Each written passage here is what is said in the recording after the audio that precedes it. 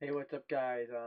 It is exactly midnight. Well, it's 12:01 right now, and I figured I need to talk about well, as you can tell from the title, I'm going to talk about the Shield's journey to Summerslam this year, 2014.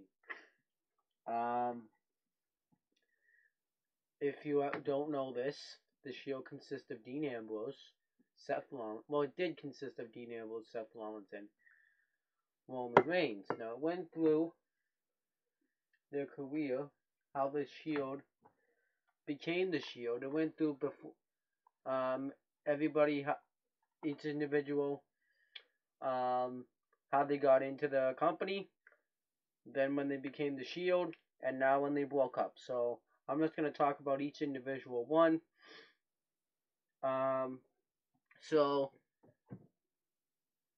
yeah, they have superstars talk about the Shield, what the Shield became to be, who was in the Shield, all that stuff. Just kind of giving a little introduction. It was John Cena, the superstars that really played a role in this video was Joey Mercury, John Laurinaitis, Cesaro, Paul Heyman, Triple H, John Cena, Sami Zayn. Um, they had the owner from HW I think it's called. I forget what his name was though. And they did the same thing for CCW, all that stuff. Um, they had one of the Usos talk about him. I think it was Jay Uso, a lot of them. And they talked about Seth Rollins. Now I'm going to talk about Seth Rollins. Seth Rollins was born in Iowa. I don't know where, but he talked about it, but I forget where. On May 28th, 1986. He talked about how when he became 14 years old, he wanted to be a wrestler. And it was really good. Um, he says that when he was that the last wrestling event he ever went to was WrestleMania 26, and he saw the retirement match between Shawn Michaels and The Undertaker. When Shawn Michaels had his final match, and he says that he really wanted to be a wrestler, so he called up the owner of Ring of Honor, and went there, and he wrestled matches with the likes of Bryan Danielson, who is now known as today as Daniel Bryan, um, El Generico, which is now I think that was his name, which is now known as today as Sami Zayn, and others. And he said that he really liked those matches because they help him improve, put him on the map. Then he wanted to go up to the main roster, and he did that.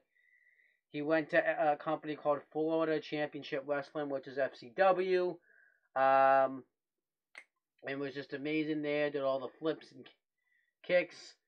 Um, then went up, and he says that he wanted to be the first NXT. Then when FCW became NXT, um, as we know, and he wanted to succeed there, and he did, and he became the first NXT champion. Um, and then he went up to the main roster, and I'll get to that later. Now Dean Ambrose was born in 1986. No, he was born in 1985 actually, and they talk about how he had struggles, kind of. He was born in a bad kind of place, so when he saw the wrestling, he saw that he could be good. Um, and he went on. He went from to CCW, had crazy matches there. He had matches in Ring of Honor, and Daniel Bryan talked about how he got the main event like a 15 or 20-minute match with Dean Ambrose. And then he went on to other wrestling promotions. It's in the video when you watch it, if you watch it. And then he came up, went to FCW. He said he changed FCW because he was just so crazy. He brought stuff, and they talked about this epic feud that him and Seth Rollins had, and it really opened people's eyes to FCW. So I guess that's what created NXT. And they just kind of went on from there, but he never really was on NXT. Seth Rollins also saw different sides of what he wanted. He wanted to become a bigger star than they wanted him to be. He just really wanted to go up to the main roster. Now we get to Roman Reigns.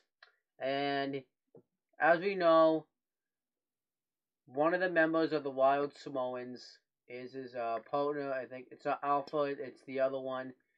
And he's also related to Rikishi, the Usos, which consists of Jimmy and Jay. And yeah, he's related to them. But they didn't talk about how he's related to The Rock, which we know he is, since Rikishi's The Rock's cousin. Talks about how he went and played. He was born, by the way, on, I think he said May 25th, 1986, but I could be mistaken. And he talked about how he wanted to be a football player. He was originally a football player, and he did some stuff with football. I don't really know football very well, so you're gonna have to get a hold of the positions. But then he came to a crossroads. He wasn't sure if he wanted to continue playing because he went on a certain team and got kicked off. So he decided to stay home with his daughter because he has a daughter, I guess. And then he just kind of had his father train him to be a wrestler, and then he just went right to the main roster, which I think is good. I don't really think he probably needed to go to the independents, and he started wrestling in NXT, and he showed that he could succeed. And then they talked about the Shield, and it showed when they debuted at Survivor Series in that triple threat match when CM Punk defended his WWE Championship against John Cena and Ryback, and when the Shield attacked Ryback, which you can check out in my Survivor Series 2012 review. And they talked about how they were nervous, but they were ready to show that they were ready for the main roster. And then they talked about the first match that they had against Ryback and Team No No, which consisted of Kane and Daniel Bryan. And they said that they didn't put him in the ring for so long, that they were highlighted, and it wasn't like they were wrestling on a Raw or a SmackDown. They were wrestling on a pay-per-view, TOC 2012, which is also, you can also check out on this channel. And I thought they were really impressive, and they felt good that they got to hold their heads high.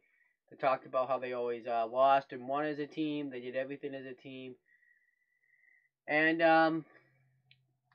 Paul Heyman even talked about how they kept improving. The company was getting better because he didn't know what they were going to do. It showed when Dean Ambrose beat Kofi Kingston for the United States Champion, and Seth Rollins and Roman Reigns defeated Team Hell No for the WWE Tag Team Championships. And showed them all becoming champions. And then it showed them. Then it showed Roman Reigns, and they talked about how he how he broke the record of eliminations in the Royal Rumble match this year. And then they kind of talked about how they dissolved because they felt like they had gone as far as they could, so they broke up the team, and that's when Seth Rollins betrayed them. Then he became Mr. Money in the Bank. They kind of touched up upon that. It was a dream come true. Sami saying that he will become the WWE World Heavyweight Champion. He will cash that in. I'm not really too sure about that because right now you have Brock Lesnar as the champion. I don't really think it's going to happen because I think Roman Reigns will be the guy to beat him. He'll get a legit one, but we'll see. And then they talked about the match with Dean Ambrose and Seth Rollins, how they trained really hard for that, and how the match was all good. And then Roman Reigns, how he trained, it was his toughest match of his career facing Orton. And it was his first one-on-one match, and how it was Seth Rollins' first one-on-one match against Dean Ambrose on pay-per-views, and all that, and how they won, and they were happy they won. And at the end, Dean Ambrose said something I really liked, and that's whether we were friends or enemies, the Shield wanted to take over the WWE, and we're going to. And I like that he said that. It was like right when it ended. So that's my thought. I know they were very vivid, but I don't want to give too much away for those of you that want to watch it. But yeah, I really like this video package. I really liked it. It's really good. That's really all I have to say, though. I think that's really gonna be the last you really hear of the Shield. Unless I make like another pay-per-view review or something, or unless they make like this epic return somehow. But I really like the Shield as a tag team, as a stable, and I